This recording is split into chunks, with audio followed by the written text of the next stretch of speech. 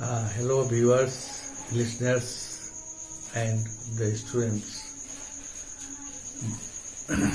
You are welcome in this class of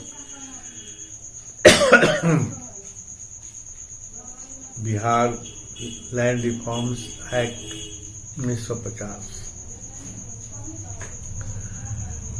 इससे पहले आपने इस अधिनियम के अंतर्गत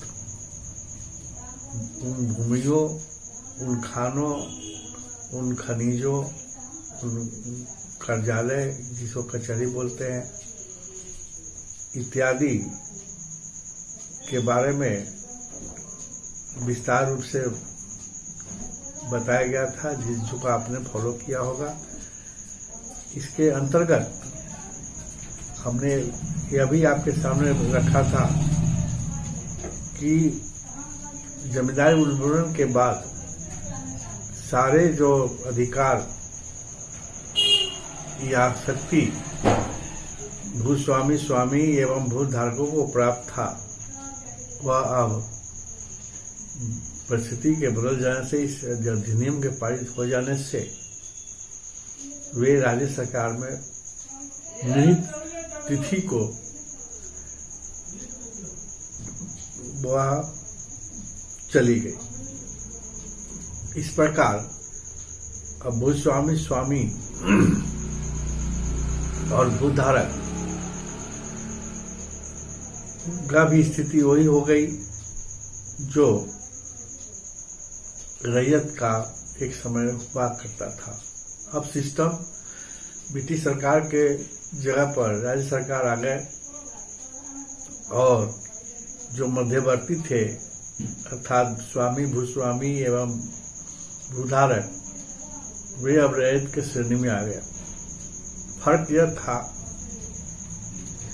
कि उनके पास जो खाने खदाने या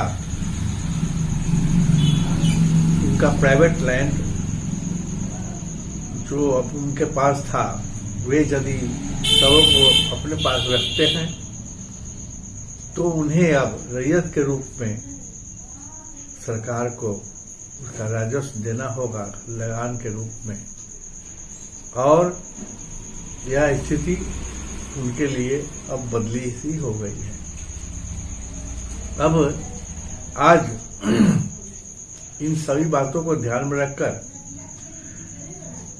ये सवाल उठता है कि भूमि सुधार अधिनियम 1950 के प्रावधानों के अंतर्गत बिहार राज्य में किसी जायदाद के निहित होने के विधिक परिणाम क्या हुए, जिनका उल्लेख पॉइंट वाइज किया जा सकता है। दरअसल विधिक परिणाम और जमींदारी उन्मूलन दोनों में एक तरह से संबंध हुआ, और संबंध विच्छेद भी कह सकते हैं कि हुआ, क्योंकि परिस्थिति के परिवर्तन से जो अधिकार स्वामी, भूस्वामी या भूधारक या अन्य भूधारकों के पास था, जो उनको अपने शक्ति का इस्तेमाल करने के लिए अधिकार दिए गए थे ब्रिटिश सरकार के द्वारा, वे सभी अब ले लिए गए और वह निहित हो गई राज्य सरकार में। अब राज्य सरकार स्वामी, भूस्वामी, भूधारक जो कहिए वह हो गई, और एक बच गए रैयत। रैयत के भी माने केवल एक है, उसमें कोई क्लासिफिकेशन नहीं है, किसी तरह का विभिन्नता नहीं है, और वे अब केवल रैयत के नाम से जाने जाएंगे। तो विधिक परिणाम के बारे में यदि हम विचार करते हैं तो विधिक परिणाम अर्थात कानून के नजर में ये बदलाव का, ये ट्रांसफर का क्या अर्थ हुआ, तो इसको हम लोग पॉइंट वाइज देखें और इसको समझें तो ज्यादा उचित होगा। तो परिणाम, जो विधिक परिणाम हुए, उसका पहला पॉइंट यदि हम देखें परिणाम के रूप में, वह है भूस्वामी की जायदाद के अंतर्गत आने वाला ऐसा मकान या उसका कोई भाग जो लगान की वसूली के लिए कार्यालय के रूप में व्यवहार किया जाता हो, वह या उनका हित, अब या यो कहें जो वह यूज करते हैं, वह अब यह राज्य सरकार में निहित हो गई। साथ साथ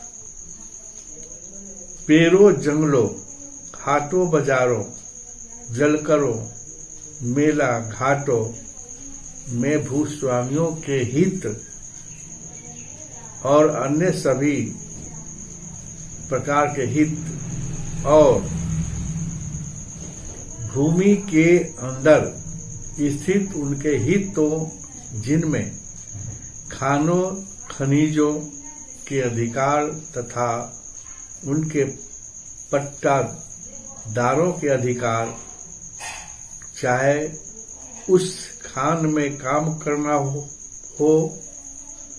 होता हो या जिसके परिणाम स्वरूप प्रोप्राइटर या टेन्योर होल्डर के सभी हितों का अंत हो गया।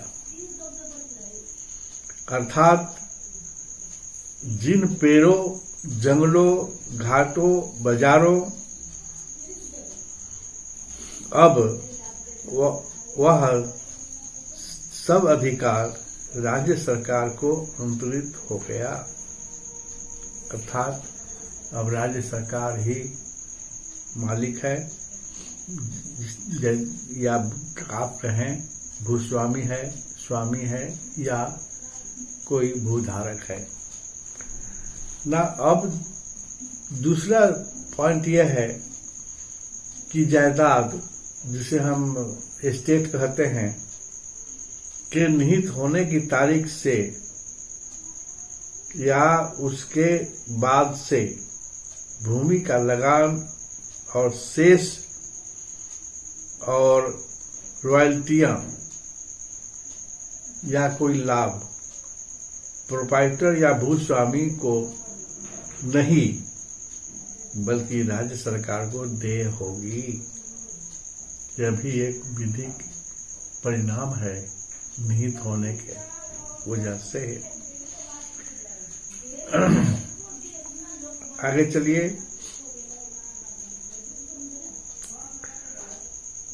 अगर ऐसी कोई रकम भूस्वामी को अदा की जाती है या अदा की जाती थी, तो वह अदायगी राज्य सरकार पर बाध्यकारी नहीं हो।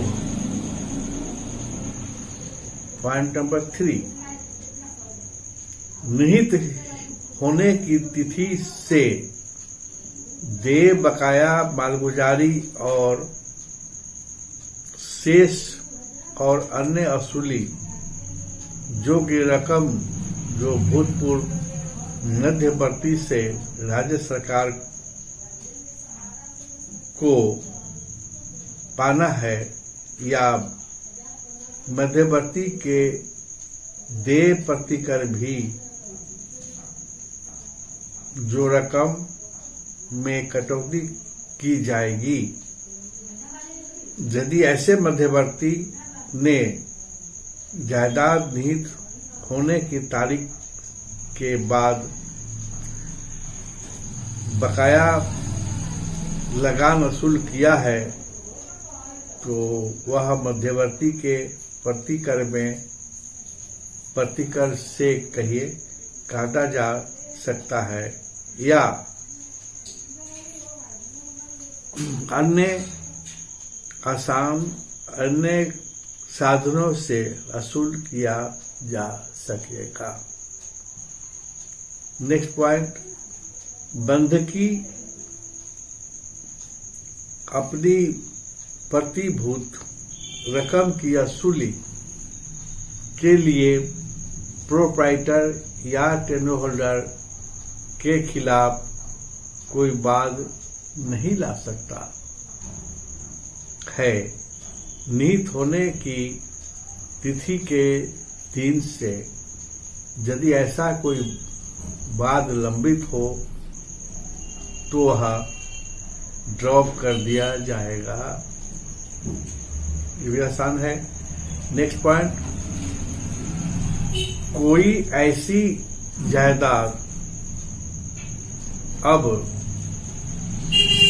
कुर्की के लिए दायी नहीं होगा और यदि वह निहित होने की तिथि के पहले कुर्की हो चुका है तो उसका प्रभाव समाप्त हो जाएगा।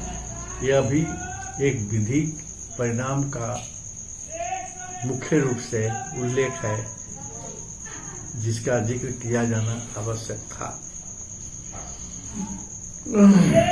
नेक्स्ट पॉइंट, अधिनियम के लागू होने के दिन यदि किसी जायदाद का या टेन्योर होल्डर के संबंधित वाद या अपील या कार्यवाही न्यायालय के समक्ष लंबित है तो ऐसे वाद की सूचना राज्य सरकार को देनी होगी।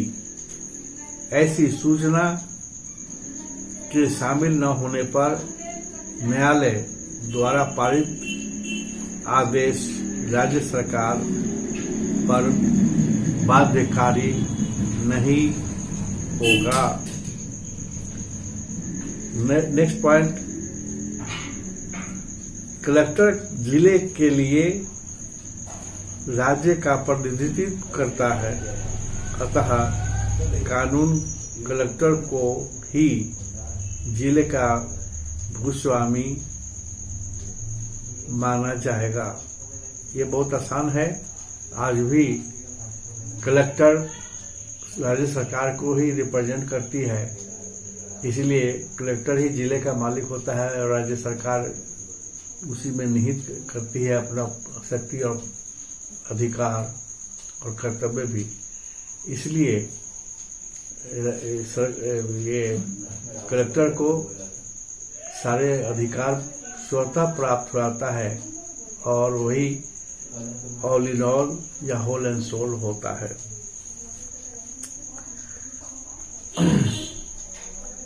अब नेक्स्ट पॉइंट, कलेक्टर यदि यह समझता है कि राज्य किसी संपत्ति का प्रत्यक्ष कब्जा पाने का हकदार है तो वह इस विषय में उस व्यक्ति पर नोटिस तामील करके उसे दखल देने की मांग करेगा और सुनने का अवसर देगा और आवश्यक समझने पर उस आदेश के पालन के लिए आवश्यक बल का प्रयोग करते हुए कदम उठाएगा। नेक्स्ट पॉइंट, भूस्वामी ने यदि लगान में किसी प्रकार की कमी उस अधिनियम के प्रयोजनों को पराजित करने के लिए किया है तो कलेक्टर संबंधित पक्षकार को प्रस्तुत होने और सुने जाने का अवसर देने के बाद ऐसे कटौती को या घटौती को रद्द कर सकता है। तो ये सारी बातें को देखने समझने से ये बात स्पष्ट हो जाती है कि यह अधिनियम के अंतर्गत यह व्यवस्था की गई कि भूस्वामी स्वामी और टेनो होल्डर से जो जायदादें उनके पास थी उनको ले लिया जाए और राज्य सरकार में निहित कर दिया जाए और राज्य सरकार रैयतों पर जो भारी पड़ने वाले ये हित का सवाल था जो भूस्वामी के पास था उनको उन पर से हटाने का और रैयतों पर दबाव किसी प्रकार का दबाव से वंचित होने के लिए यह परिणाम स्वरूप सामने आया और इस तरह ये रैयत अब किसी दबाव में नहीं है, वे स्वतंत्र हैं और किसी तरह का उनका शोषण अब संभव नहीं है और राज्य सरकार उनके हितों को सर्वोपरि मानते हुए इस पर आगे कार्रवाई करती रहेगी और इससे उनका फायदा ही होगा। नुकसान जो उनको ब्रिटिश राज में सहना पड़ा अब वे नहीं सह पाए।